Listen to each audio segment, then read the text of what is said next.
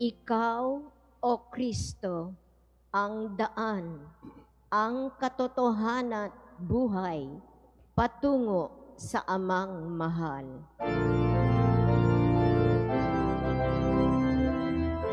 Alleluia, Alleluia, Alleluia, Alleluia, Alleluia, Alleluia.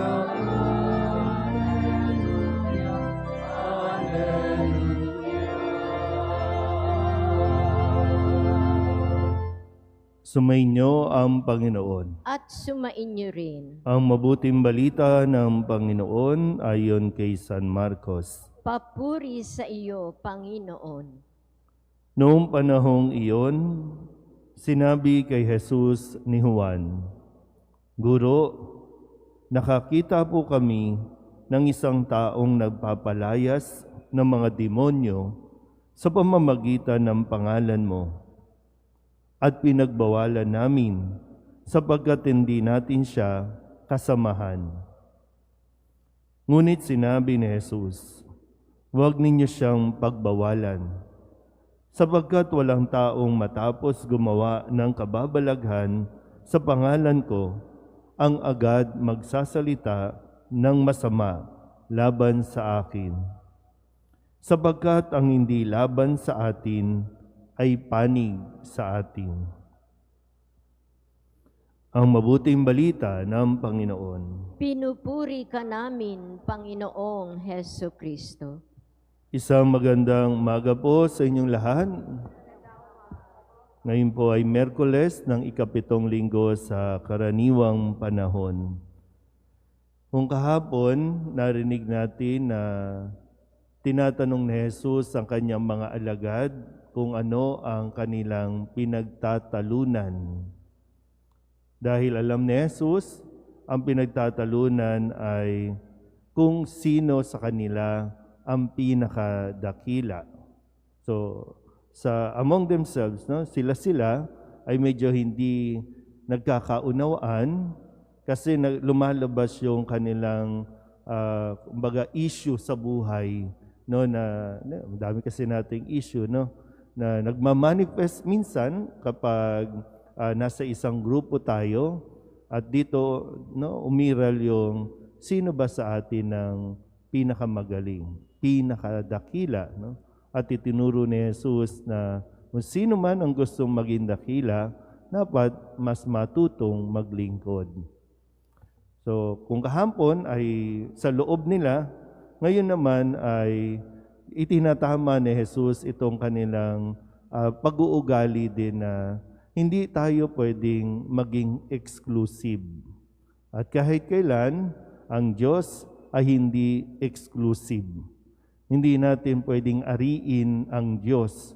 Hindi natin pwedeng sabihan ng Diyos na dapat kami lang. Dahil kung tutuusin, sa mundong ito, hindi lang Katoliko ang nasa mundong ito. Mayroon pang ibang mga relihiyon at mayroon ding ibang mga nagsusulputang mga paniniwala. Lahat ito ay bahagi, no, ng binibigyang grasya ng Diyos.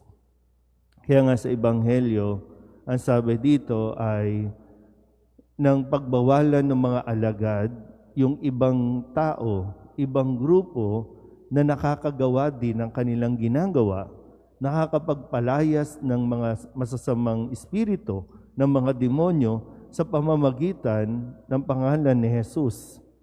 Hindi nila kasamahan ito, hindi nila kagrupo, iba. Pero hindi pinagbawalan ni Jesus. Ang pinagbawalan pa ni Jesus ay kanyang mga alagad na sinabing, huwag niyo silang pagbawalan, huwag niyo silang sawayin. Nakukuha po ba? So, ang grasya ng Diyos ay para sa lahat. Kaya lang, kung iiral sa atin na dapat tayo lang, dahil hindi natin kagrupo, o minsan nga, pag hindi ka partido, kahit maganda ang ginagawa, maganda ang layunin, kukontrahin, kasi dapat sa atin lang nanggagaling ang magandang suggestion, ang magandang gawain. Kaya hindi tayo umuusad. Itinatama nga natin yung tinatawag na crab mentality. Kasi hindi tayo uusad, hindi tayo aasenso kung laging gano'n na hihilain natin ang iba dahil lamang sa hindi natin siya kagrupo, hindi natin siya ka-circle of friends, hindi natin siya kasama sa pananampalataya. At pag hindi Katoliko, ay wag yan. Ulitin ko po, no? Sa Panginoon, inclusive lahat. Lahat ay kasali. Lalo pat kung ito ay nananampalataya, nananalig sa ating Panginoong Jesucristo. So nawa, no, maging sa ating simbahan, mas maging open tayo, mas maging masaya tayo para sa nagagawa din ng iba. Wag nating asamin na dapat tayo lang, kundi maging bukas tayo na mayroon ding iba na makakagawa ng ginagawa natin. Dahil may mga kwento sa Ebanghelyo, di ba? May mga taong gustong sumunod kay Jesus, maging alagad ni Jesus, pero iba ang pinapagawa ni Jesus sa kanila. Ang sinasabi nga, kapag pinapagaling na ni Jesus, gusto kong sumunod sa iyo, pero ang pinapagawa, hindi, umuwi ka na. At doon magpahayag ka ng mabuting balita. So sana po, no, mapigilan natin o maiwasan natin ang ganitong pag-iisip na pipigilan natin ang iba sa kanilang ginagawang mabuti o pipigilan natin at kokontrahin natin dahil lamang hindi sila kabahagi ng ating samahan. Amen.